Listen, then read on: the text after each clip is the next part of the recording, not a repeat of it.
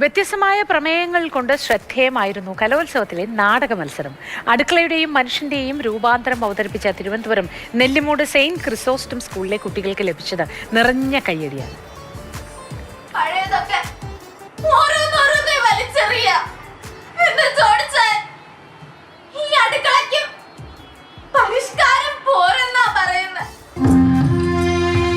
കൂടുമ്പോൾ ഇമ്പമുള്ള കുടുംബത്തിന് അൻപേകുന്ന ഒരിടമുണ്ട്. അടുപ്പിൽ സ്നേഹം നിറയുന്ന അടുക്കള. എന്ത് അടുക്കളയാ മക്കളെ, ഇന്നത്തെ കാലത്ത് എവിടെയാ അടുക്കള? ഹൈസ്കൂൾ വിഭാഗം നാടക മത്സരം.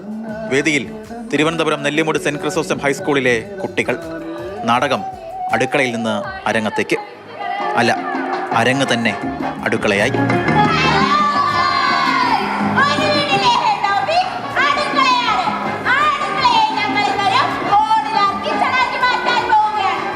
കാലത്തിന്റെ കുത്തൊഴുക്കിൽ അടുക്കളയിൽ നിന്ന് എന്നോ പുറത്താക്കപ്പെട്ട അമ്മിക്കല്ലും ഉരലും തുടങ്ങി വിടർന്ന് വലുതായ ഒരു മുറിക്കുള്ളിലെ രക്തബന്ധങ്ങൾ വരെ.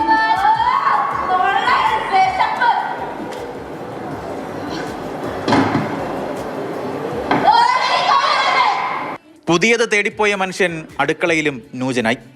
കരിപിടിക്കാത്ത പാത്രങ്ങളായി, അരിയില്ലാത്ത ഭക്ഷണമായി, മോഡുലാർ കിച്ചണായി.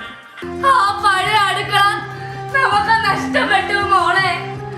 ആ അടുക്കളയെന്ന് അടുപ്പുകളിൽ പറിച്ചെടുത്ത് പുറത്തറിയില്ല. എന്റെ അന്നമ്മയുടെ സങ്കടം, എന്റെ കുഞ്ഞിന്റെ സങ്കടം. ആ പുരാവസ്തുക്കളോടൊപ്പം നിങ്ങളെ കളയുന്നതായിരുന്നു നാശങ്ങള്. എല്ലാവരും മോഡേൺ ആയിക്കൊണ്ടിരിക്കുന്ന സമയത്ത് നമ്മൾ വീട്ടിലെ പഴയ ആൾക്കാരെ, പ്രത്യേകിച്ച് ഈ വയസ്സായവരെയൊക്കെ നമ്മൾ ഒഴിവാക്കാറുണ്ട്.